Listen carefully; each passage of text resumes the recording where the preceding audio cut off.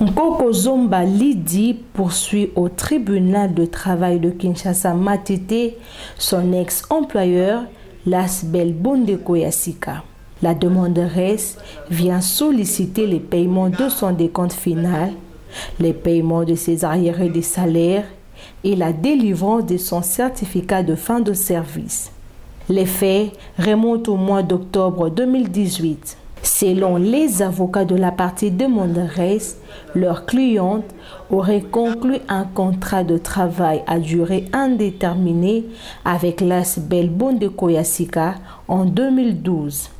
Les avocats de la partie demanderesse affirment que sans motif valable, Lasbel Bondeko Yassika aurait résilié abusivement leur contrat de travail et aurait également refusé de payer à leur cliente son décompte final et ses arriérés des salaires, et cela en violation de dispositions de l'article 100 du Code du travail. Ils soutiennent que les arriérés de salaire de leur cliente s'élèveraient à 21 millions de francs congolais.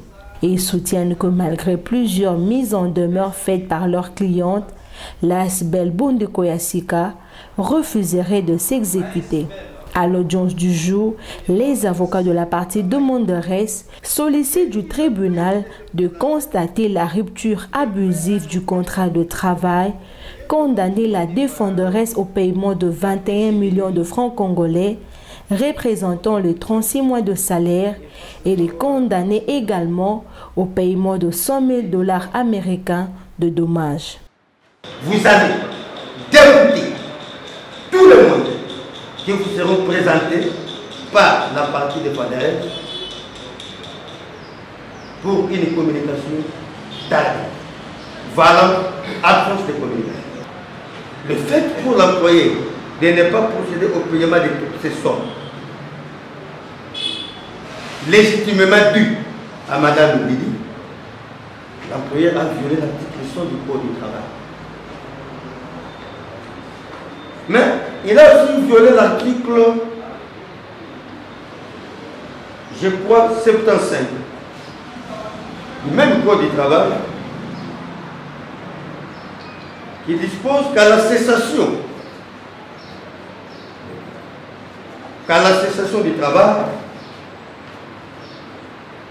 l'employeur est tenu de délivrer aux travailleurs à ce cause. Monsieur le Président, il plaît à votre tribunal de dire recevable et amplement fondée la présentation, de dire abusive la régulation du contrat de travail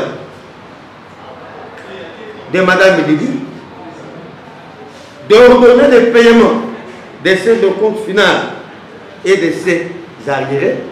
Nous allons prouver les arrêts parce que nous avons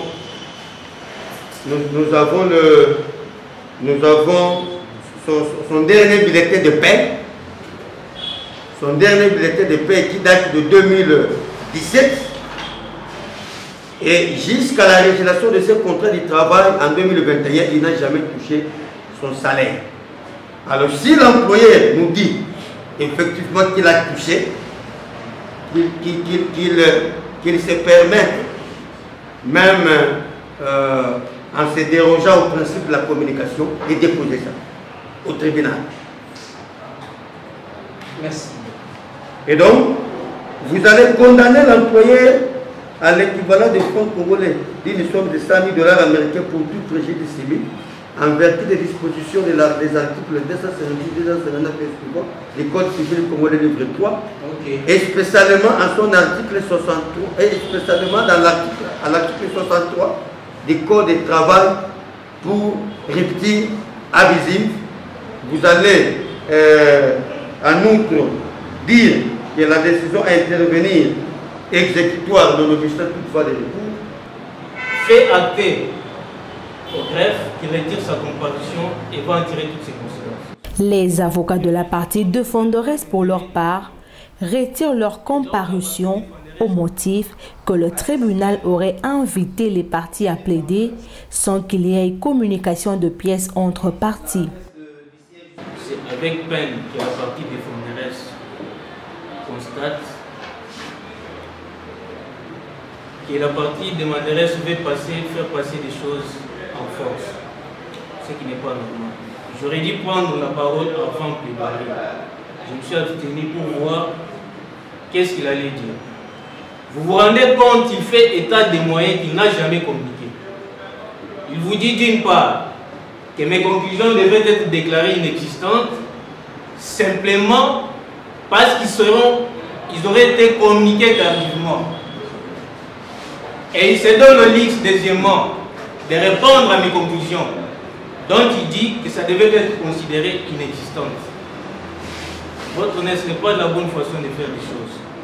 Nous représentons des très grands intérêts des clients, et donc la partie défenderesse estime non seulement ses droits sont lésés, les droits de défense, et donc à l'audience de ce jour, elle constate que parce que vous l'avez reconnu, qu'il n'y a pas contrainte de plaider, que le dossier n'est pas en état de recevoir plaidoirie, que cette partie adverse qui a eu à faire état des moyens qui n'a jamais conclu, qui n'a jamais communiqué, permettez l'expression, et qui n'a jamais pris de conclusions,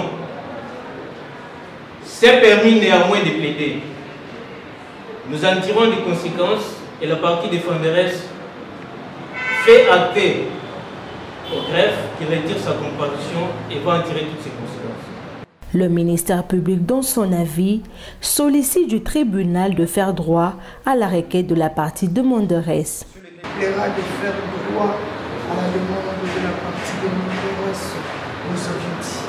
Après avoir entendu toutes les parties et l'avis du ministère public, le tribunal clôt les débats et prend la cause en délibéré pour se prononcer dans le délai de la loi. De déposer aussi votre note de plaidoirie dans les délais de la loi. Ainsi, plus rien n'est subsistant au rôle. L'audience est levée.